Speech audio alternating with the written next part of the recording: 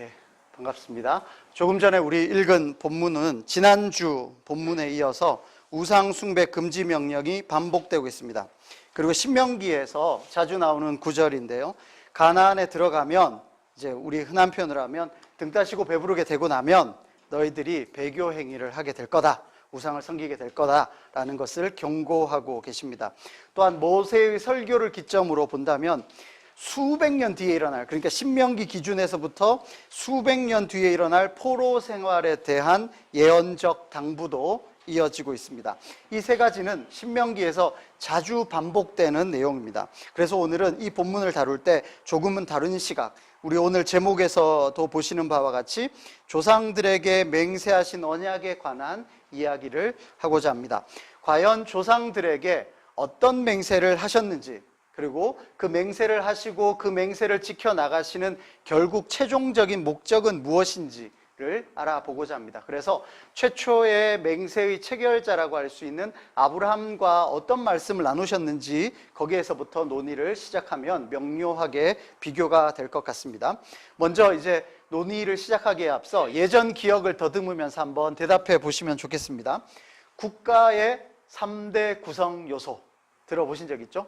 국가의 3대 구성 요소. 한참 공부하고 있는 우리 학생은 알고 있겠죠? 예. 뭐죠? 예. 영토와 국민과 주권. 그죠? 땅이 있어야 되고, 그 다음에 거기에 사람이 있어야 되고, 그 다음에 그 땅과 그 사람에게 통치 행위가 미치는 주권, 독립적인 주권. 그러니까 뭐 주권에 관해서도 여러 가지 이야기가 있습니다. 이제 외국과 이 본국가의 구별되는 주권의 의미도 있고, 그 나라의 힘은 국민에게 있다라는 의미에서 국민에게 주권이 있다 이런 표현도 있고, 그다음 통치 행위 전체의 그 힘의 원천을 주권이라고 하기도 하고 여러 가지 의미가 있는데, 여하튼 지금은 이제 그 통치 행위, 통치권이 미치는 것을 이야기할 때 주권 을 한번 생각해 보면 좋겠습니다. 그래서 오늘 지금 이 세 가지를 가지고 한번 아브라함에게 처음 언약을 체결하셨을 때 이 세 가지 내용이 있는지, 그리고 또 신명기에 그 세 가지 내용은 어떻게 담겨 있는지를 한번 추적해 봅시다. 먼저 아브라함과 처음 언약을 맺으시는 것은 유명한 구절이죠. 창세기 12장입니다. 한번 찾아보실까요? 창세기 12장 1절입니다. 지금 이제 창세기 12장하고 오늘 신명기 4장하고 계속 이제 반복적으로 왔다 갔다 할 테니까 책갈피를 꽂아놓은, 이런 책갈피 다 하나씩 갖고 계시죠? 예, 이런 책갈피, 요즘 유행하는 책갈피인데, 예.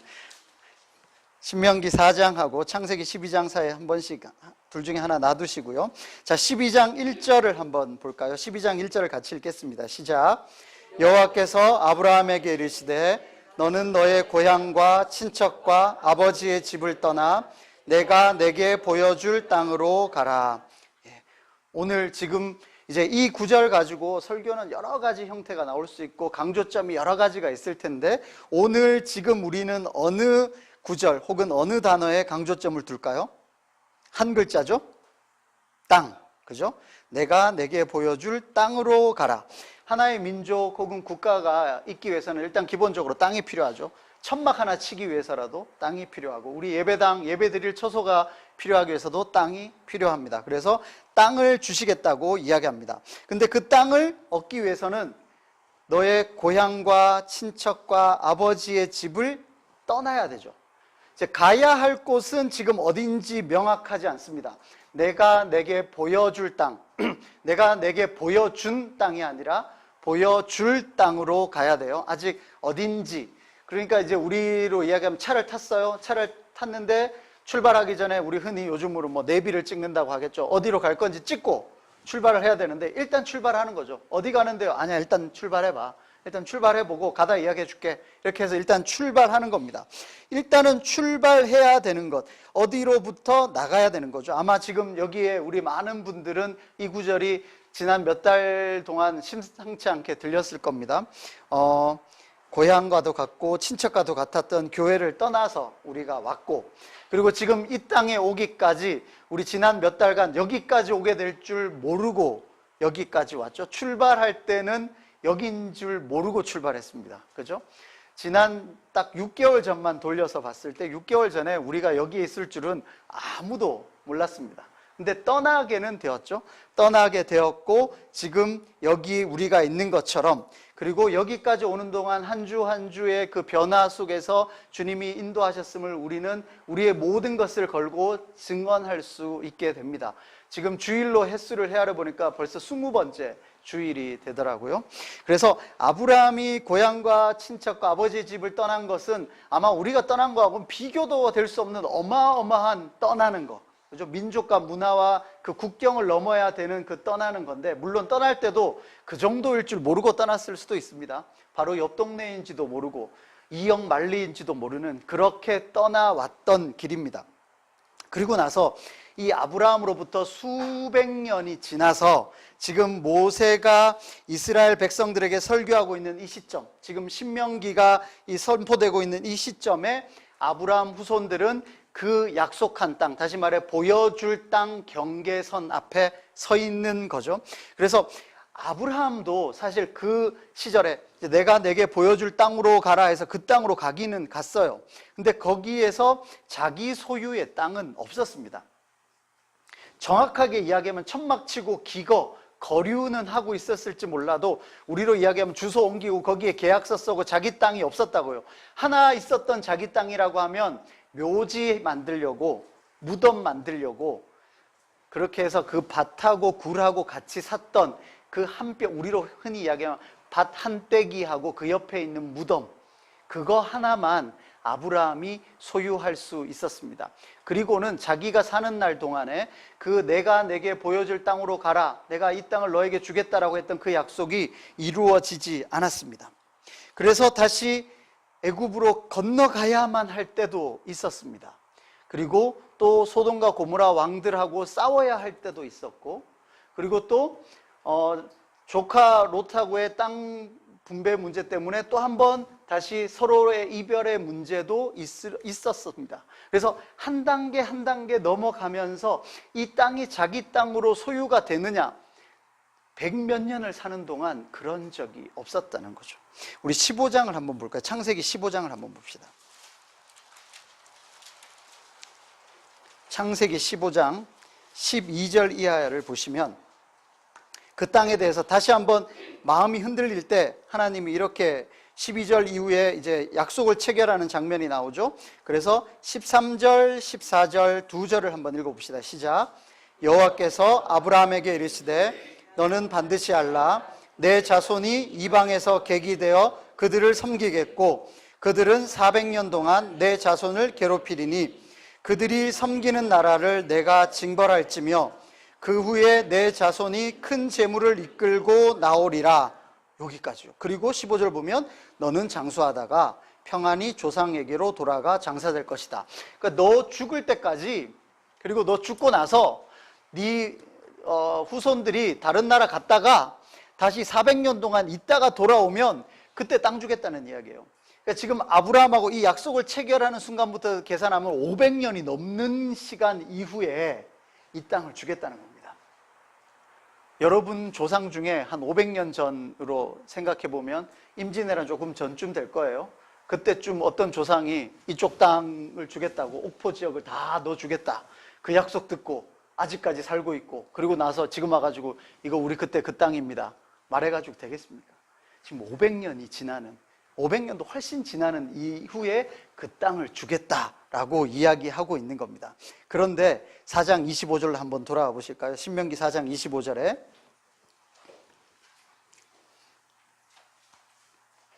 4장 25절 같이 읽겠습니다. 시작. 네가 그 땅에서 아들을 낳고 손자를 얻으며 오래 살 때에 만일 스스로 부패하여 무슨 형상의 우상이든지 조각하여 내 하나님 여호와 앞에 악을 행함으로 그의 노를 일으키면, 자 여기까지요. 자 지금 이 사람들은 그 땅에 들어갔습니까? 아직도 못 들어갔습니까? 아직도 못 들어갔어요. 네가 그 땅에서, 여기서 말하는 그 땅이 아브라함에게 최초로 창세기 12장 1절에 말씀하셨던 내가 내게 보여줄 땅, 그러니까 지금 수백 년간 계속 미래적으로 줄 땅, 그리고 들어가게 되면이라고 말씀만 하고 계시지 아직 그 땅에 들어가지도 못했습니다. 근데 그 땅에 들어가면이라고 돼 있는데 26절에 보면 이렇습니다.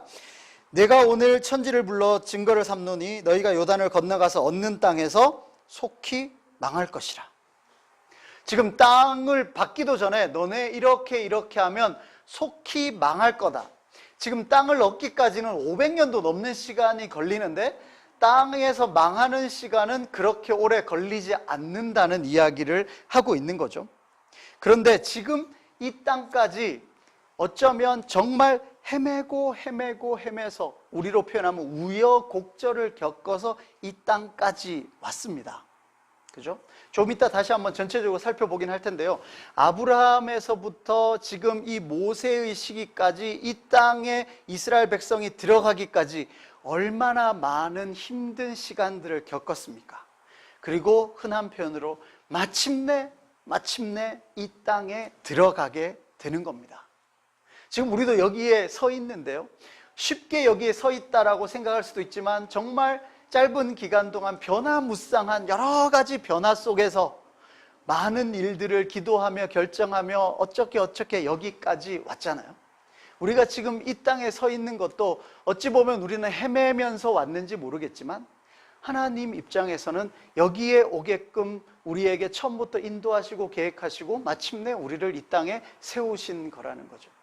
이 땅이라는 것은 아브라함도 마찬가지고 지금 우리도 서 있는 우리에게도 마찬가지고 혹은 우리에게 주신 여러 가지 약속도 마찬가지지만 자 줄게 금나라 뚝딱 하면서 주신다기보다 하나님에게서는 충분한 계획이 있고 인도하심이 있고 근데 그걸 우리가 바라볼 때에는 돌고 있는 건 아닌지 헤매고 있는 건 아닌지 이렇게 느껴질 때가 있다는 이야기입니다. 그리고 마침내 지금 이스라엘 백성들은 그 땅 앞에 이제 왔습니다.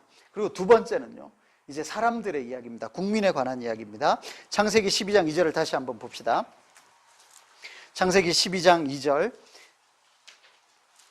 같이 한번 읽어볼까요? 시작. 내가 너로 큰 민족을 이루고 내게 복을 주어 내 이름을 창대하게 하리니 너는 복이 될지라.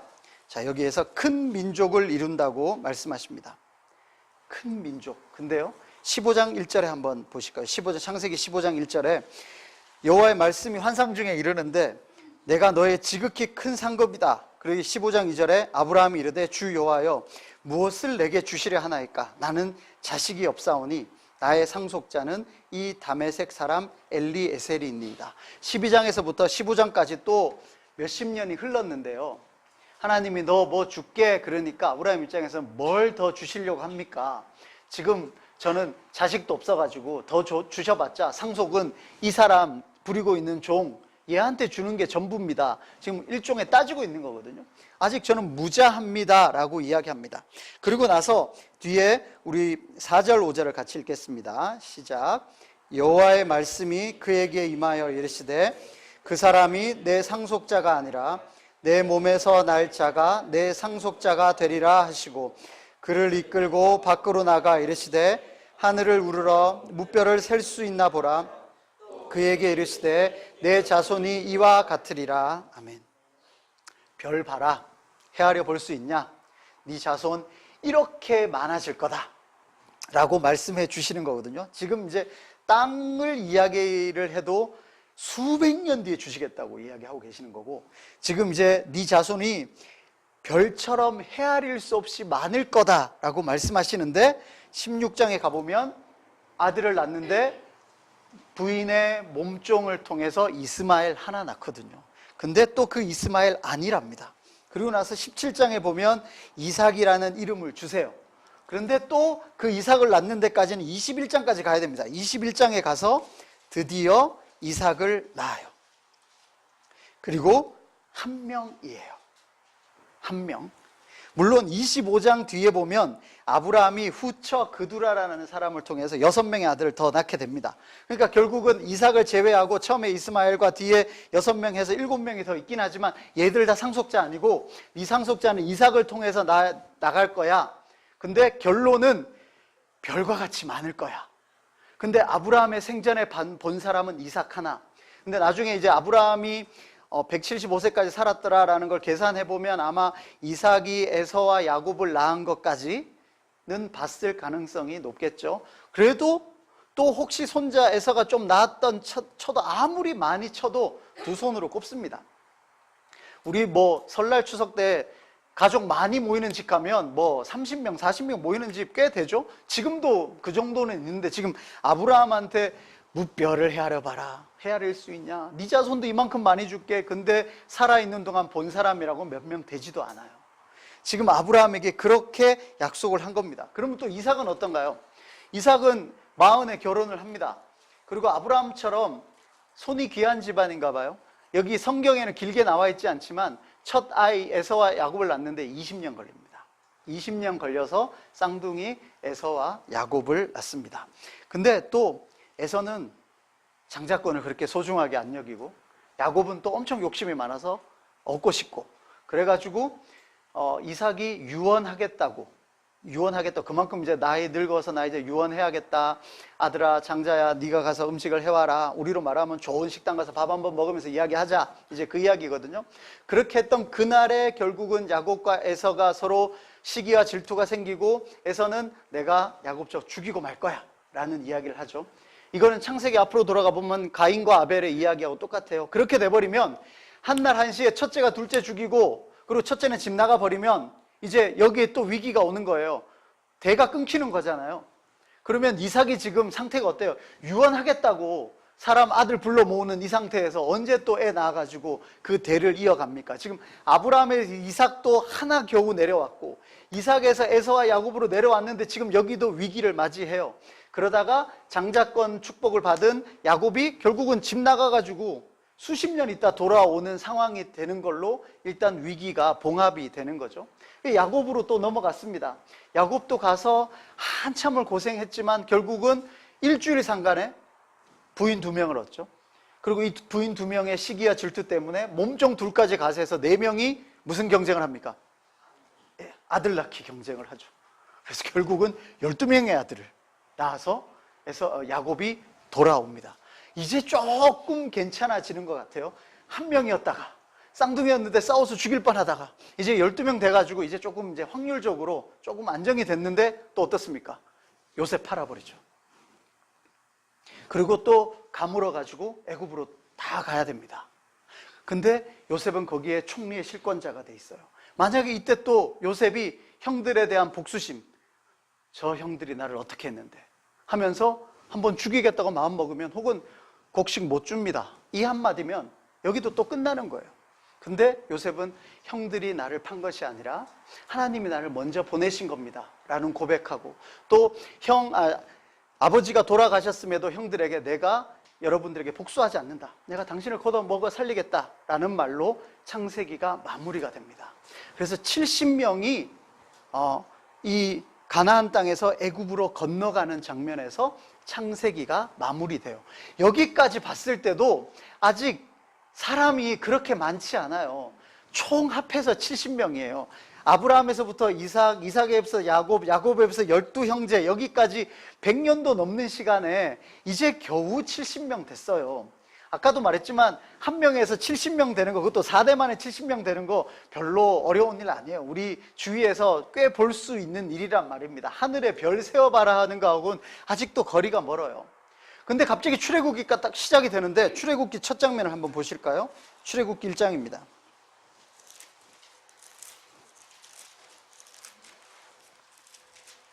창세기 50장은 그렇게 마무리가 되는데 출애굽기 1장은 어떻게 시작이 되는지요?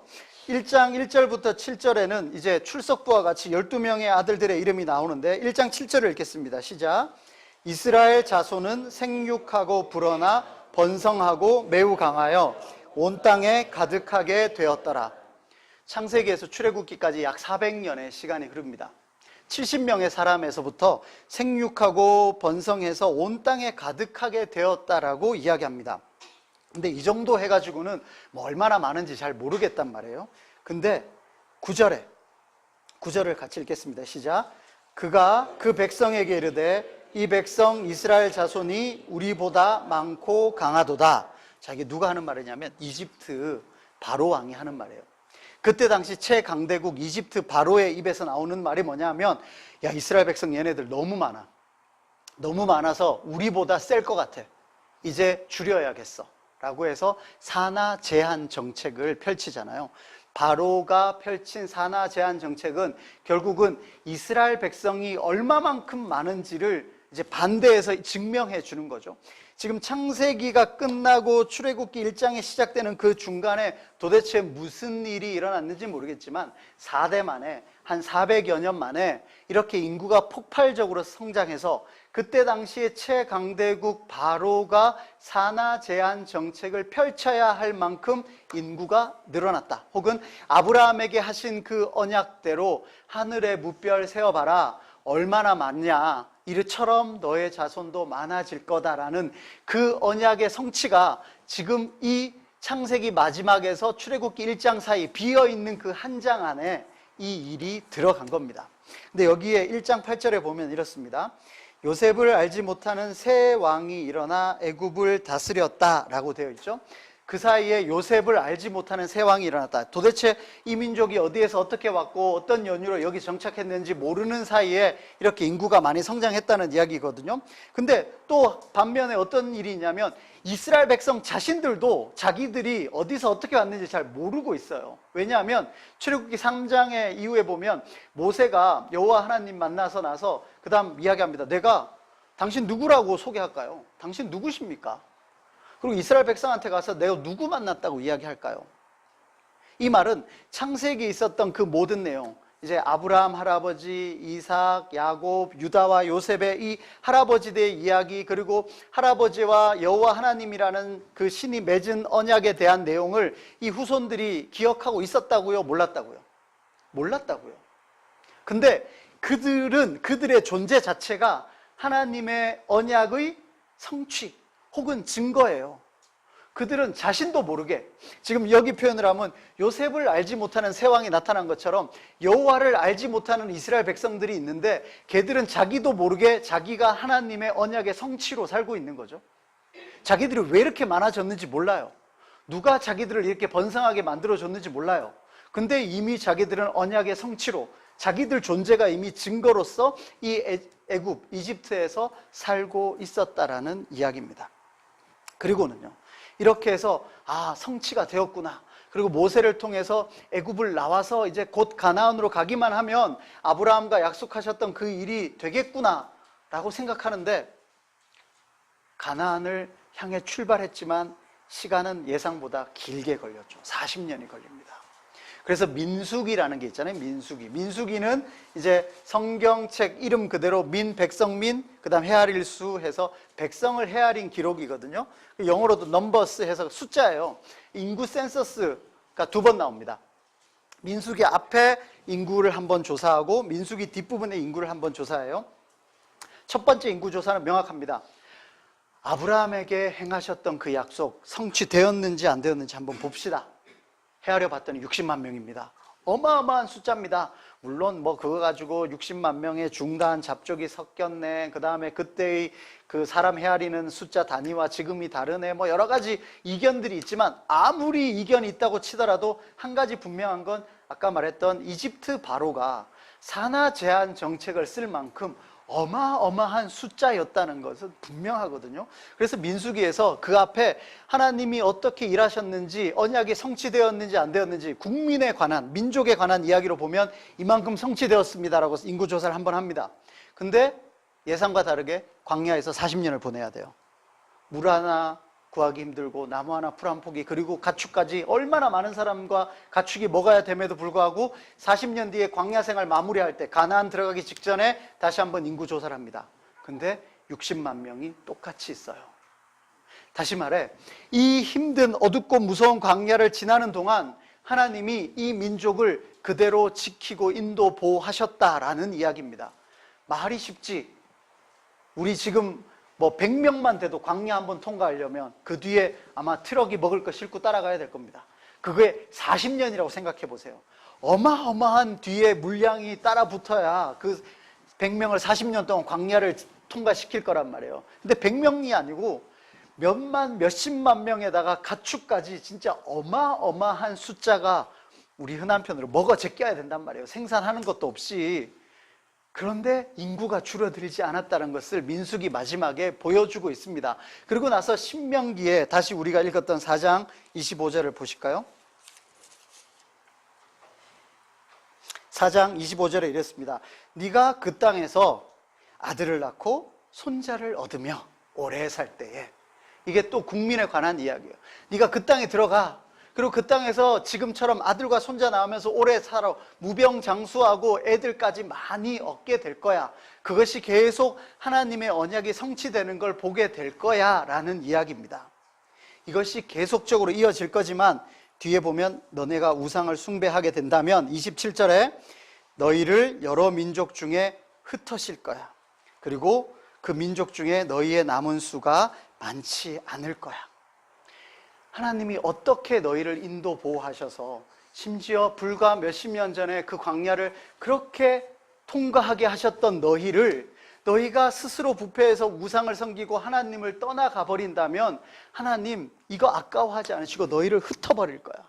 그리고 그 민족 중에 너희 수를 조그만하게, 정말 작게만 남겨놓으실 거다라는 이야기를 합니다.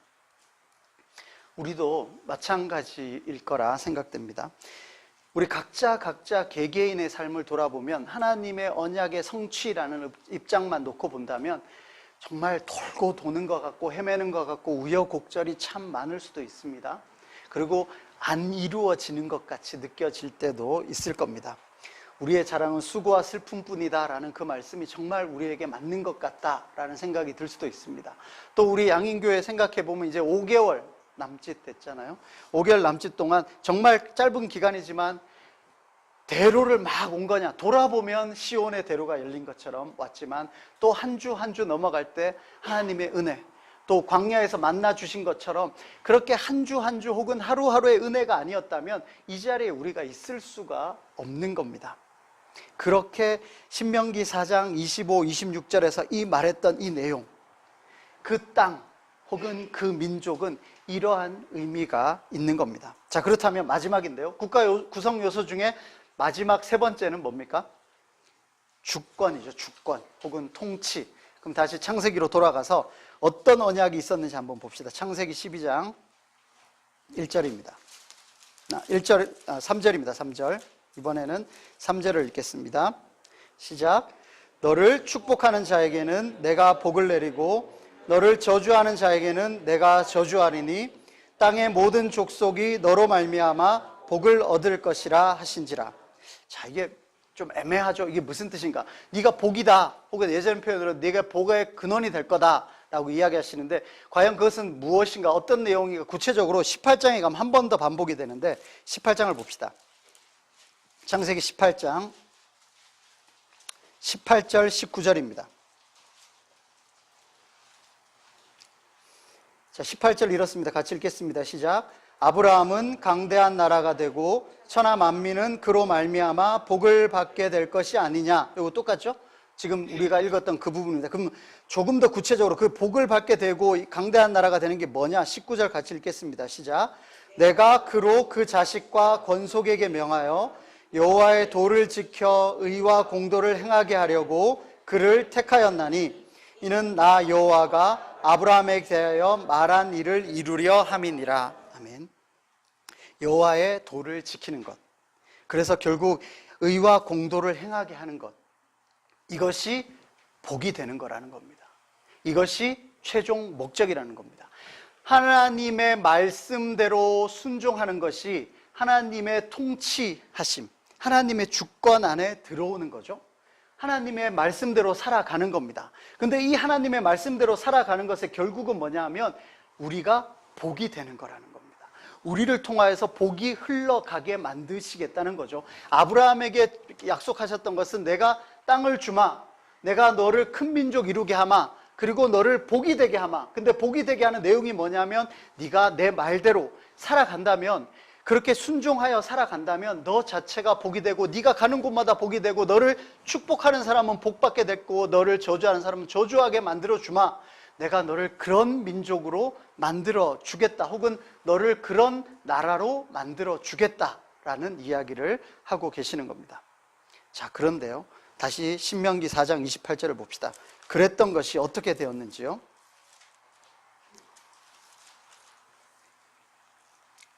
그런 민족으로 만들어 주겠다고 했는데 4장 28절에 같이 읽겠습니다. 시작. 너희는 거기서 사람의 손으로 만든 바 보지도 못하며 듣지도 못하며 먹지도 못하며 냄새도 맡지 못하는 목석의 신들을 섬기리라. 너희가 이렇게 될 거다. 너희가 스스로 부패하여 우상 섬기면 결론은 이렇게 돼버린다. 근데 28절 한번 자세히 보세요. 거기서 사람의 손으로 만든 바, 지금 너네가 섬기는 건 사람의 손으로 만든 우상을 섬기는 거야. 근데 원래 너희가 섬겨야 될 사람은 누구냐 하면 사람의 손으로 만들어지지 않은 하나님, 나 여호와를 섬기는 거죠. 그리고는요, 보지도 못하는 신을 섬기는 게 아니라 항상 너희를 보고 계시는, 너희를 보고 있는 여호와입니다. 듣지도 못하는 신이 아니라 너희의 신음소리까지 듣고 있는 여호와라는 거죠. 하나님은 우리를 항상 지켜보시고 우리의 소리에 귀를 기울이시고 항상 우리와 함께 하시는 하나님인데, 스스로 부패하여 이스라엘 백성이 선택한 신은 뭐냐면 자기들이 손으로 만들어서 듣지도 못하고 보지도 못하는, 밑에 보면 목석의 신들을 섬긴다. 천지의 창조주 하나님을 섬길 것이냐, 너희가 만든 듣도 보도 못하는 목석의 신을 섬길 것이냐 라는 이야기를 하고 있는 겁니다. 그런데 29절에 회복의 이야기를 합니다. 그러나 라고 되어 있죠. 29절 같이 읽겠습니다. 시작. 그러나 내가 거기서 내 하나님 여호와를 찾게 되리니 만일 마음을 다하고 뜻을 다하여 그를 찾으면 만나리라. 회복의 길이 나옵니다. 그를 찾으면 만납니다. 근데 어떻게 찾아야 되냐면 마음을 다하고 뜻을 다해야 되는 거죠. 전심을 다해야 합니다. 100%의 마음이 있어야 된다는 겁니다. 99%의 마음 있고 1% 딴 데 가가지고 딴 생각하는 마음이 아니라 전심을 다해서. 이런 이야기를 하면 또 뭐 하나님은 너무 독선적이고 자기밖에 모르고 너무 유일신은 편협해 라고 이야기하거든요. 예, 그렇습니다. 지금 여기 24절 신명기 4장 24절에 나오죠. 내 하나님 여호와는 소멸하는 불이시오 질투하시는 하나님입니다. 하나님이 분명히 이야기해요. 질투하는 하나님입니다. 그래, 나 질투한다. 나는 사랑이 많기 때문에 질투한다라는 이야기죠. 남녀관계를 한번 생각해 보세요. 자기의 남편이 딴 여자를 마음에 두고 있어요. 그래가지고 당신 마음이 나한테 다 있는 것 같지 않아? 아이, 당신 좀 편협한 것 같아. 사람이 넓어야지, 포용력이 있어야지. 그런 이야기 하면 그 입을 가만히 놔두겠습니까? 그죠? 아니면 다른 사람을 마음에 두고 있는데도 내 마음이 평안한 게 그게 정상인가요? 사랑은 그렇지 않거든요.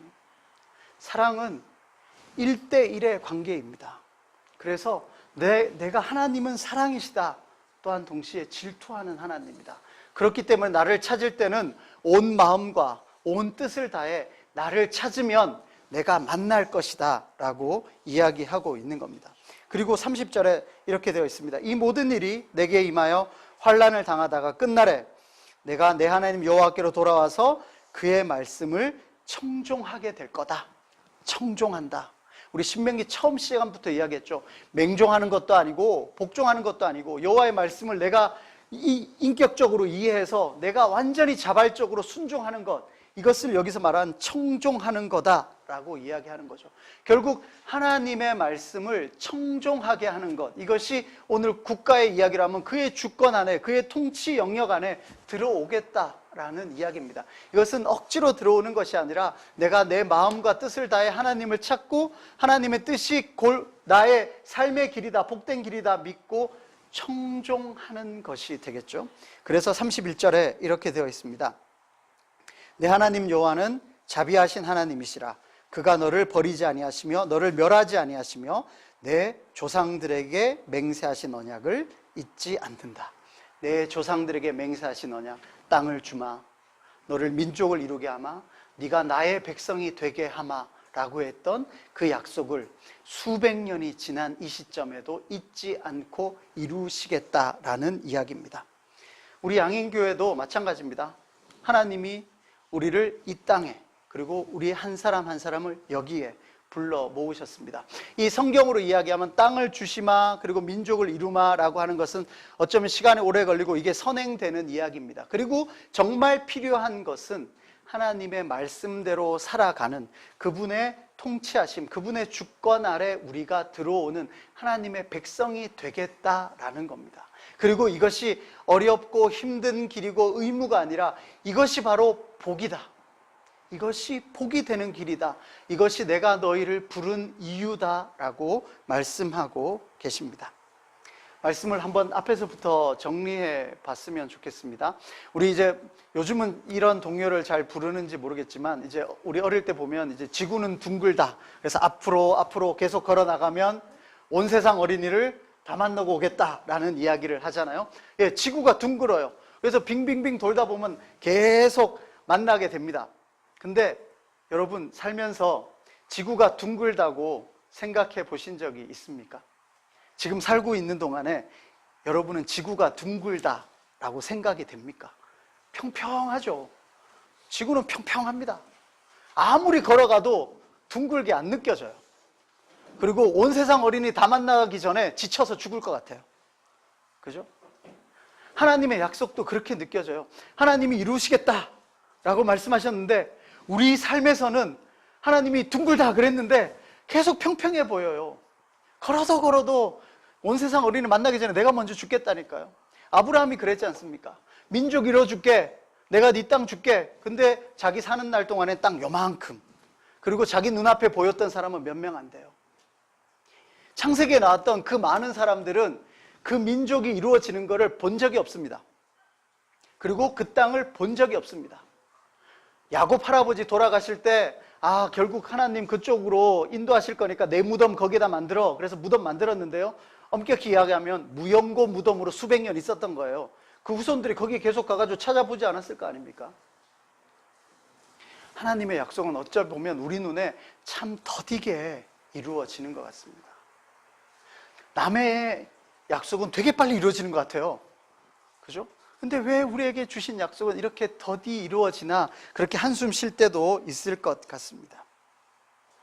근데 그런 하나하나의 과정들, 결국은 하나님이 이루신다는 것을 창세기 출애굽기를 통해서, 그리고 이 사람들은 잊고 있었지만 하나님은 기억하시고 이루어 주신다는 거죠. 마치 예를 들면 이래요. 우리 할아버지 땅이었는데, 할아버지가 아니면 누구한테 돈을 빌려줬는데 할아버지가 돌아가셨어요. 누구한테 얼마 빌려줬는지 모르겠어요. 근데 수백 년 지나서 그분이 돈 들고 찾아오는 거예요. 내가 몇 대 할아버지한테 이런 약속했는데 지금 갚아줄게요. 지금 하나님이 아브라함에게 하신 약속은 이 후손들은 까맣게 잊어버리고 있던 약속이었는데, 내가 그 맹세를 지키기 위해서 너희들에게 이 땅을 주고 너희를 이렇게 만들었고, 지금 너희들이 이 땅에 서 있다라고 이야기하고 계시는 겁니다. 우리 하나님이 이렇게 이루어가는 이 과정, 이것의 최종 목적은 결국은 아까도 말했듯이 너희들의 그 삶이 복이 될 거다. 하나님의 말씀대로 살아가는 너희들의 삶이 곧 복이 될 거다라는 최종 목적을 향해 한 걸음 한 걸음 나아가고 계신다는 겁니다. 땅, 그리고 사람, 그리고 이 통치하심, 그것의 최종 목적은 우리의 삶이 복이 되게 하신다라는 이야기입니다. 사실 어릴 때 보면은 싸우는 거 보면 참 유치한 거 가지고 싸워요. 지켜보면 뭐 저런 거 가지고 싸우나 싶어요. 저도 뭐 아주 어릴 때 기억은 안 나지만 기억나는 정말 유치했던 싸움 중에 하나는, 라면 끓일 때 면을 먼저 넣을 거냐 스프 먼저 넣을 거냐 가지고 엄청 싸웠던 기억이 납니다. 지금 생각해보면 별것도 아닌 것 같은데 그때는 아주 큰 심각한 문제로 싸웠거든요.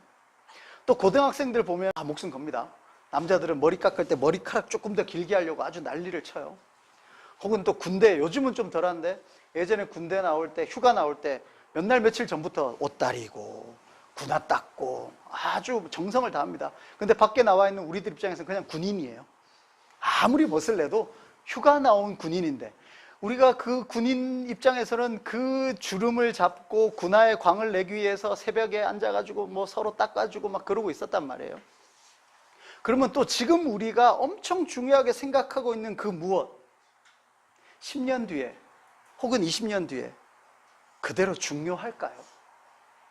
또 어떤 사람하고 만나서 어떤 이야기를 하느냐에 따라 중요도가 조금 다릅니다. 주변에 같이 TV 많이 보는 사람들끼리 있으면 드라마가 되게 중요해요. 또 영화 많이 보는 사람은 영화 중요할 수 있습니다. 게임 많이 하는 사람들한테는 게임이 되게 중요하고, 야구 좋아하는 사람은 야구 성적이 되게 중요해요. 근데 그 주위에 그런 사람이 없으면 자기 혼자 되게 심심할걸요. 다시 말해 누구를 자주 만나서 어떤 이야기를 하느냐에 따라 우리의 중요도는 많이 달라요. 그리고 세월에 따라 중요도가 달라집니다. 그렇다면 하나님이 계속적으로 우리에게 중요하다고 말씀하고 계신 것, 하나님은 잊지 않고 계시는데 우리가 계속 그 만나는 사람과 세월에 따라 다른 거에 신경을 팔다가 정말 중요하다고 생각하는 걸 놓치고 있지 않나. 마지막으로 한번 그것을 생각해 봤으면 좋겠습니다. 마지막으로 우리 한번 정리해 봅시다. 땅을 주십니다. 또 사람도 붙여주십니다. 그리고 하나님의 통치하심 아래로 불러 모으십니다. 그 모든 것은 우리를 복이 되게 하시기 위함입니다. 하나님 말씀대로 살아가는 것, 하나님 백성대로 살아가는 것이 우리의 가장 큰 복이고 하나님이 우리에게 주신 그 최종 목적임을 기억하며 그것을 마음껏 누리는 저와 여러분이 되시기를 주님의 이름으로 축원합니다.